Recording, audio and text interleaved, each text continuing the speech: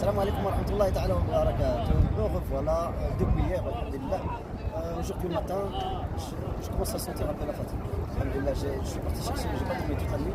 Mais je suis à Al-Fajr, j'étais déjà à l'aéroport pour venir aller chercher le deuxième groupe. Les 175 personnes. Ouais, alhamdulillah, tout le monde est bien arrivé. Il manque juste le dernier groupe, c'est un petit groupe. Ceux qui vont rester Inch'Allah 15 jours, ils vont venir demain Inch'Allah Al-Fajr. Alhamdulillah, tout le monde est là. On a commencé à enchaîner les programmes. C'est des programmes chargés toute la journée. Aujourd'hui, ils ont fait et pour les femmes aussi, parce que les femmes, c'est ouvert uniquement pour les hommes. C'est toute la journée, c'est ouvert pour les hommes, mais par contre pour les femmes, c'est uniquement 2-3 fois par jour. C'est le matin, après le Fajr, ou bien c'est le soir, c'est après l'Asr, et puis le soir après l'Isha, Mubasharatan. Mais je ne me raconte pas, pour les femmes, c'est vraiment très difficile. Alors c'est toujours parce qu'ils ont un couloir, et c'est très serré, et c'est pas facile pour eux. Alors je dis à toutes les femmes, courage et soyez patientes à l'intérieur. Il faut aller avec l'idée de... C'est pour voir la tombe du prophète, c'est pour saluer sur le prophète alayhi salam. C'est avec ça qu'il faut partir, avec cette idée-là. Mais pas pour pousser les gens, faire mal à une autre personne. Si vous allez partir avec cette idée, je vous conseille de rester à l'hôtel. Alhamdulillah, tout s'est bien passé. Je viens de les croiser, ils sont toutes contentes. Alhamdulillah. Après l'Asr, ils ont fait une visite autour de l'Haram. Et entre nous, c'est très rare les gens qui font ça, les organisateurs qui font les visites autour de l'Haram. Parce qu'il y a vraiment beaucoup de choses intéressantes dans l'histoire de l'islam, l'histoire du prophète alayhi salam, ils sont autour de l'Haram et les gens ils le négligent. Alors, je vais vous prendre un exemple. Il y a la mosquée Ali, la mosquée Sayyidina Omar, Masjid al-Ghamama, Saqifat Bani Sa'id.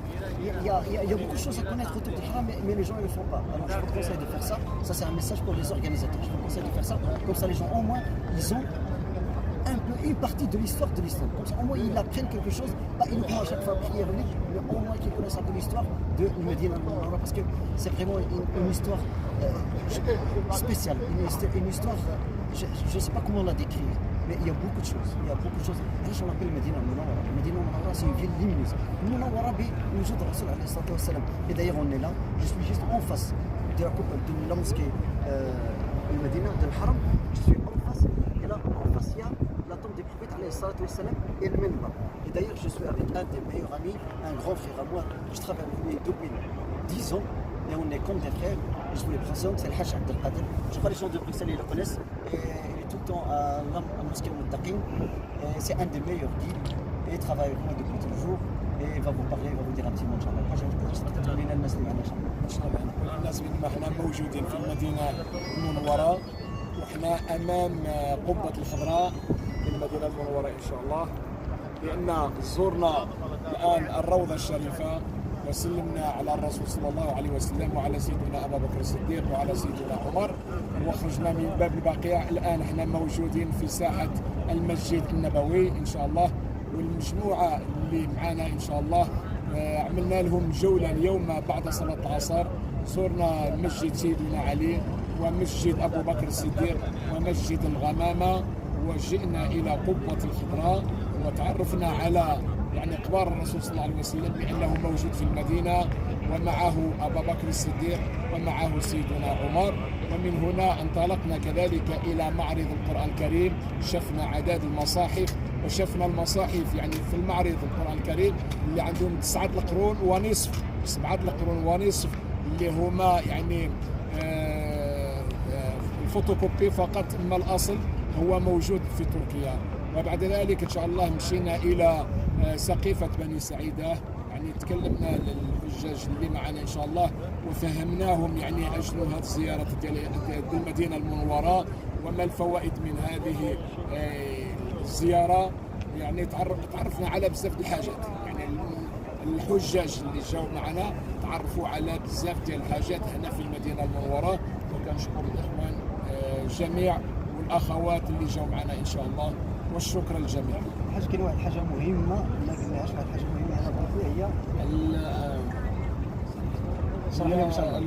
الغرقد، وهي مقبره البقيع.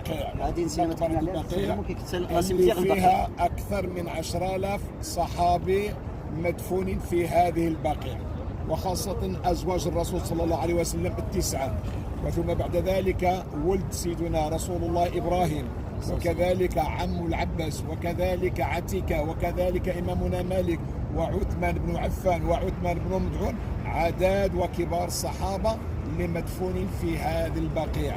نعم، الرجال يزورونه يعني يزورون هذه المقابر، ولكن النساء ممنوع عليهم، يعني منعهم من زيارة البقيع إلا من الخارج، أما الداخل خاص للرجال. Alhamdulillah. Barakallahu fik Al-Hajj Abdel Qader pour toutes ces informations. Comme je disais, il y a beaucoup de choses qui sont intéressantes ici à Al-Haram Nabawi. Et voilà, c'est tout pour aujourd'hui. Demain, Inch'Allah. Demain, normalement, c'est une journée libre, comme ça les gens se reposent. Mais par contre, on a un dars demain après la prière de Dhuhr et après la prière de l'Asr. C'est vraiment pour les personnes qui veulent, bien sûr, qui sont intéressées. Mais sinon, c'est la journée, toute la journée complète.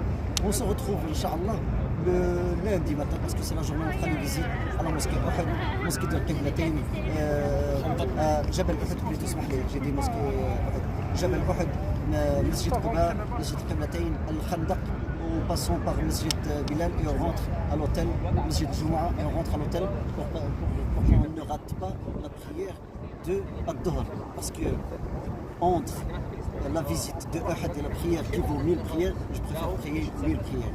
Merci pour tout et à bientôt, Inch'Allah.